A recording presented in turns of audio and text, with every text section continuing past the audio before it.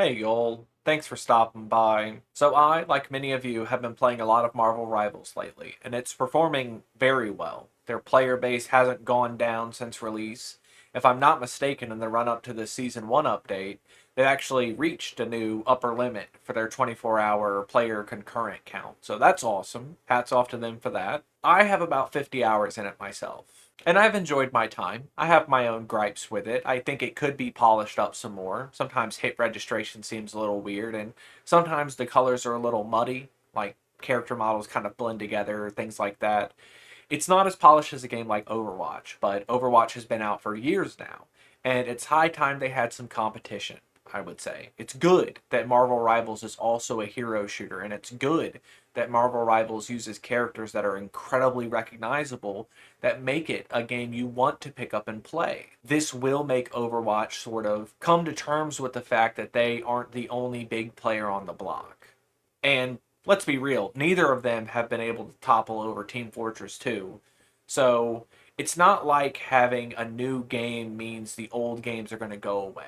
I've also heard some people make the comparison between Marvel Rivals and that Concord game that failed like a week after it was released. And only comparing these two, it's pretty obvious why Marvel Rivals is succeeding. And again, it's because it's characters that you already recognize without having to dig into a story, and the art direction is much better. They're not trying to push for this realistic look. You could even compare this to the Marvel Avengers game, where almost all of the characters in that game look like they're in costumes. They don't look like superheroes. They look like people portraying a superhero on Hollywood Boulevard or something like that. So Marvel Rivals looks good, and it has characters that you recognize. And it also has the skins. So many skins. There's skins from comics, there's skins from movies, there's original skins. I've even put some money into the game myself. I got the Battle Pass for Season 0, and I think it got you 4 or 5 costumes out of it, but I feel like it was worth it. Especially for me, my justification with video games is always $1 an hour.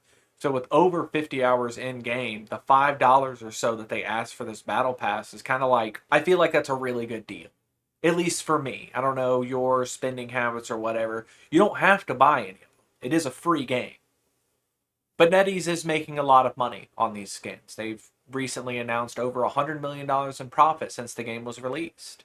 And with the Season 1 update coming out today, there's a skin that's being released that's ruffling some feathers, raising some eyebrows, in Susan Storm's Mistress of Hate Malice skin. I am kind of upset that this is even a point of contention because her kit, just Sue Storm in general, to play with her looks like it'll be very fun. She's got all sorts of bubble moves that she can do to heal allies and damage opponents at the same time. And then, of course, just turning invisible, and then this weird push attack that she has.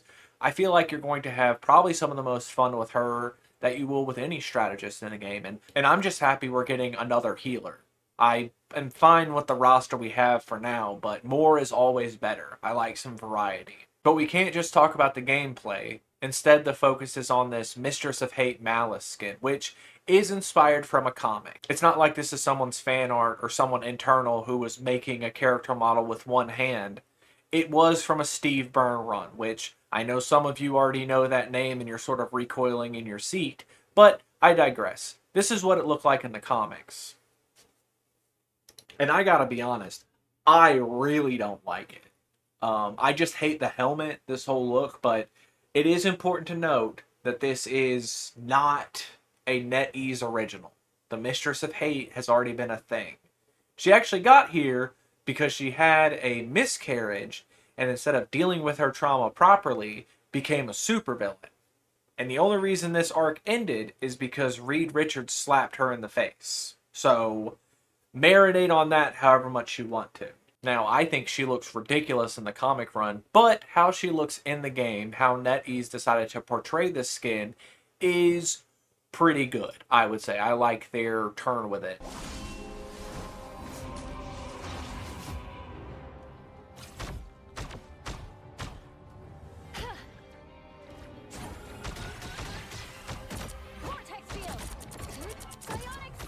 It's not just me who will point out that her cheeks are hanging out of that costume.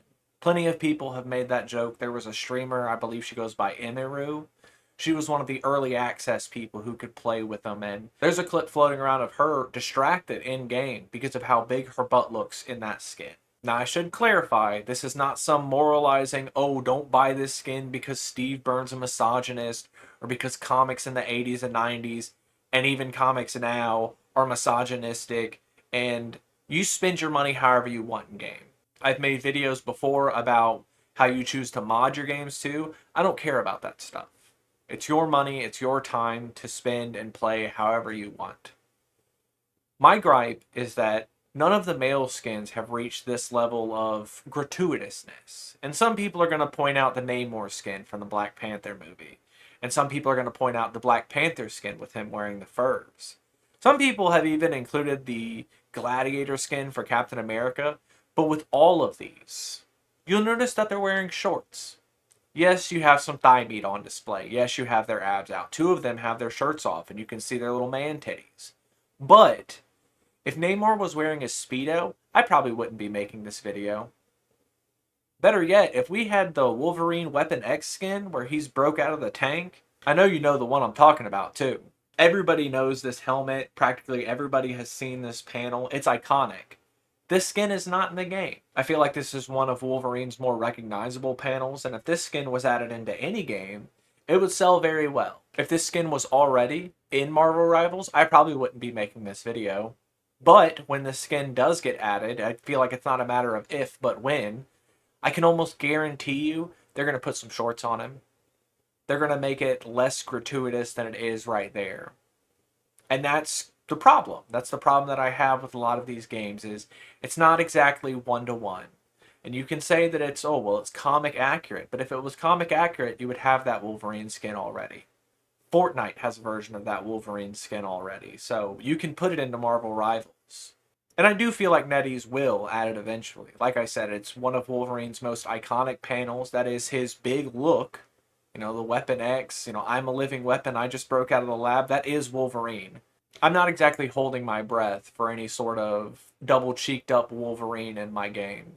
It would be cool, but I'm certain that when it comes out, there will be significant censorship done to calm the nerves of the more sensitive gamers who consume their product, who can only see women's butts and not see men's butts. God forbid other people play games than what you think should play games with you. God forbid there are skins for other sorts of people out there. But all that aside, I'm really excited for the Season 1 update, and I'll be playing with Sue Storm at release. She probably will become my new main, at least until Ultron comes out. So until I see you in my in-game lobby, y'all try to have a good day.